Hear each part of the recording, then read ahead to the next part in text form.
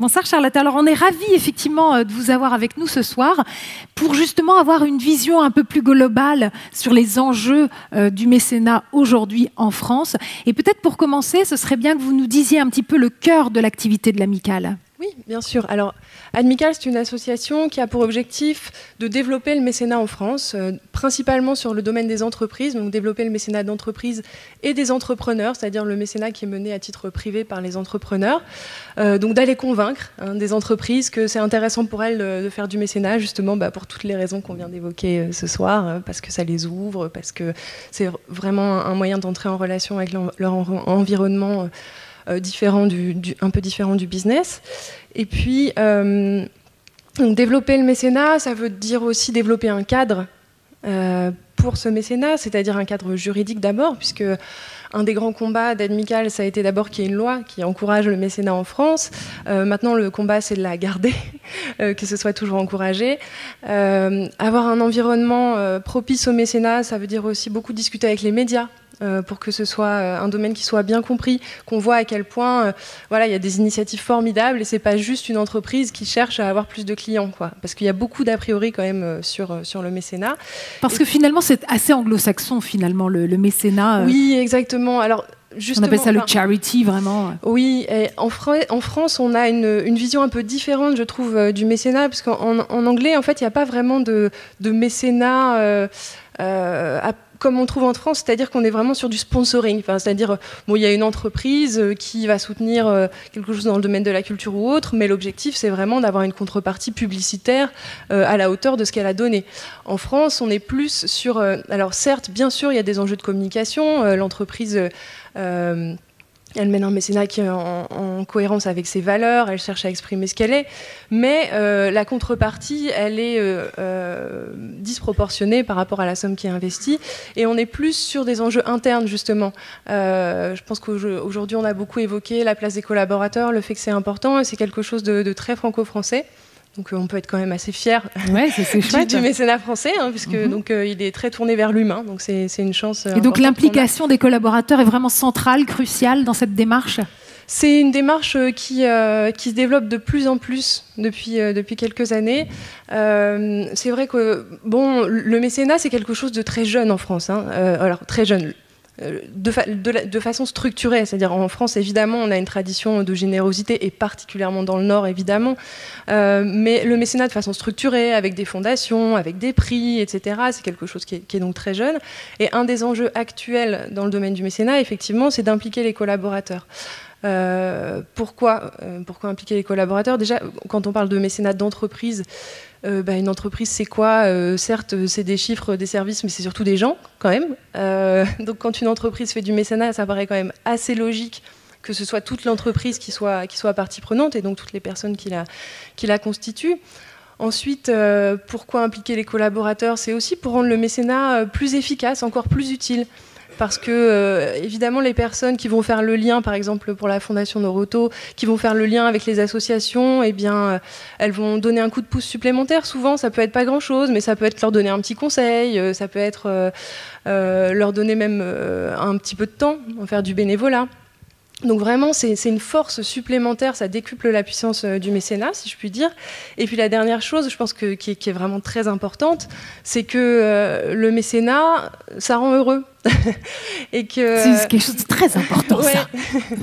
Et que quand les gens ont la chance de pouvoir aider à travers l'entreprise, je pense que fondamentalement, ça rend heureux. Et des gens heureux dans une entreprise, quand même, c'est globalement ce qu'on cherche. Exactement. Et en plus, ça fait des collaborateurs certainement plus performants.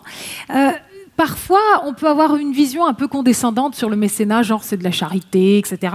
Est-ce que vous pouvez nous donner quelques chiffres clés et aussi concernant les grands enjeux du mécénat en France? Oui, bien sûr. Alors, effectivement, pour qu'on voit comment on se situe, le mécénat aujourd'hui, le mécénat d'entreprise en tout cas, ça représente à peu près 159 000 entreprises en France.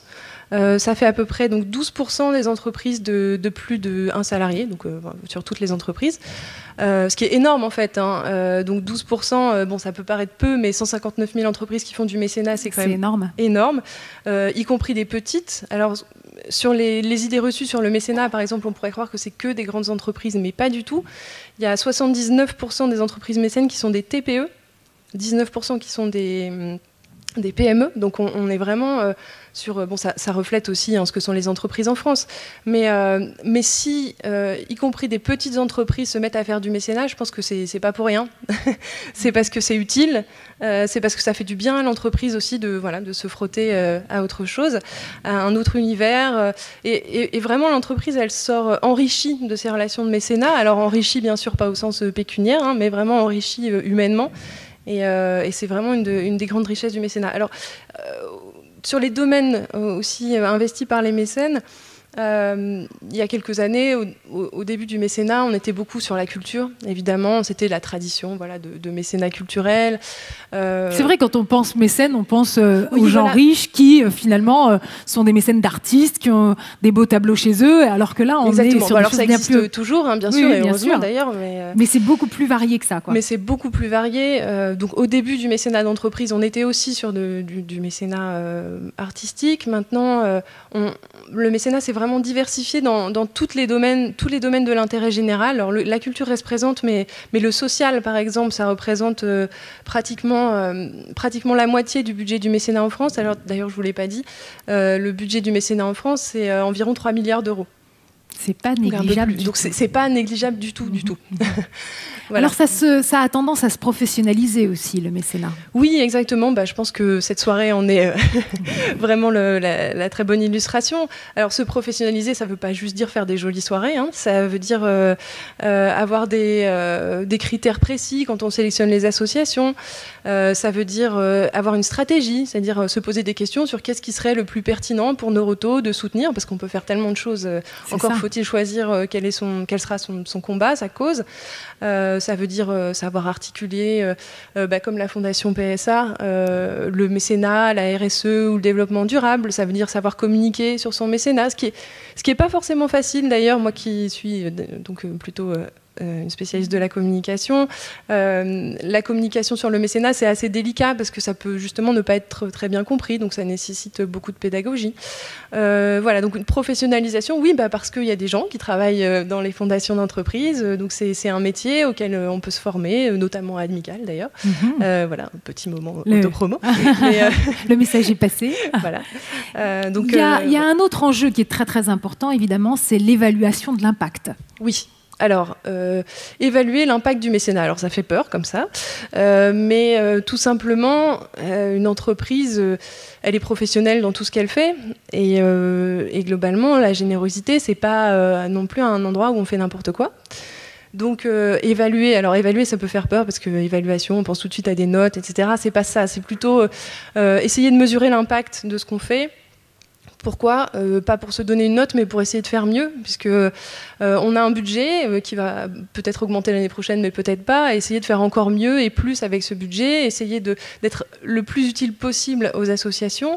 Donc ça veut dire concrètement essayer de savoir à quoi a servi l'argent qu'on a donné, comment on est les plus utile. Est-ce que c'est en offrant de l'argent ou bien en offrant de l'argent et des véhicules, des services vraiment pour, et les dons en nature, voilà. Les dons en mécénat. Effectivement, je ne l'ai pas mentionné, mais il y a plusieurs façons de faire du mécénat. Bon, pour 80% des entreprises mécènes, c'est plutôt du mécénat financier, mais le mécénat en nature, c'est quelque chose qui se pratique aussi beaucoup. Il y a 30% des entreprises mécènes qui en font. Mécénat de compétences. Mécénat de compétences, voilà, c'est quand des personnes de l'entreprise vont, sur leur temps de travail, aider des associations. L'entreprise a beaucoup de compétences à partager avec les associations, et j'ai envie de dire, et vice-versa. C'est-à-dire que, et c'est pour ça que la relation de mécénat est une relation qui est vraiment pas à sens unique. C'est pas juste une entreprise qui va donner de l'argent, c'est une entreprise qui va recevoir des choses aussi, parce que l'association, elle va lui faire des petites remarques sur la façon dont elle exerce son métier, parce que l'association va lui apporter aussi une compétence, notamment sur la mobilité, puisque parfois quand même et même souvent, les projets qui naissent localement et qui analysent des enjeux, on l'a vu sur l'association Lauréate et globalement sur toutes les associations qui sont présentées ce soir. Il y a un problème et l'association, elle est sur le terrain pour le résoudre. Elle a énormément de choses à apprendre à l'entreprise également. Donc c'est vrai que pour revenir vraiment à ce que fait la Fondation Noroto, on voit que l'implication des collaborateurs, c'est vraiment très important. Ce sont véritablement les parrains et qui amènent les projets et qui essayent de voir comment collaborer ensemble. Vous qui découvrez un peu ce soir ce qui se passe ici à la Fondation Noroto, vous diriez que la Fondation a tendance à se démarquer d'une certaine façon ou... Oui, alors je dirais qu'elle se démarque de plusieurs façons. La première, c'est d'avoir réussi déjà à trouver une façon d'agir qui soit en cohérence avec son rôle dans la société. C'est-à-dire, favoriser la mobilité, mais dans la sécurité, et puis en essayant de limiter l'impact sur l'environnement. Donc ça correspond bien quand même à la mission de l'entreprise dans la société. La deuxième spécificité, c'est de travailler sur la mobilité, justement. Parce que on l'a vu, je pense que j'ai pas besoin de le répéter, c'est un enjeu assez important, mais c'est un enjeu sur lequel finalement il y a encore peu de choses. Il n'y a pas beaucoup de fondations qui sont engagées sur ce terrain-là. Alors il y en a qu'on a cité, il y a aussi la SNCF, mais c'est pas un domaine encore bien appréhendé. Et pourtant, pour avoir une réflexion encore plus large sur ce thème-là, la mobilité, aujourd'hui dans notre civilisation européenne, on a l'impression, dans le monde mondial, en général, hein. Oui, on a plutôt tendance à croire qu'on peut tout faire de chez soi. Voilà, on nous invite un peu à tout faire de chez soi, à commander une pizza, à faire ses courses de chez soi, à commander un film de chez soi, à travailler de chez soi, et puis aussi à voir nos amis à l'autre bout du monde de chez soi, plutôt sur Facebook qu'en vrai. Enfin, vraiment, on a l'impression qu'on peut tout faire tout seul dans sa chambre, et je pense que c'est profondément une erreur de croire ça, et que l'homme ne s'est pas développé en restant dans sa chambre, et que vraiment c'est important de sortir de chez soi, d'aller rencontrer des gens, que le boulot c'est travailler, mais c'est aussi voir du monde, et que la mobilité, du coup, c'est un enjeu essentiel dans la vie de chacun, et c'est important que ce soit mis en valeur. Voilà.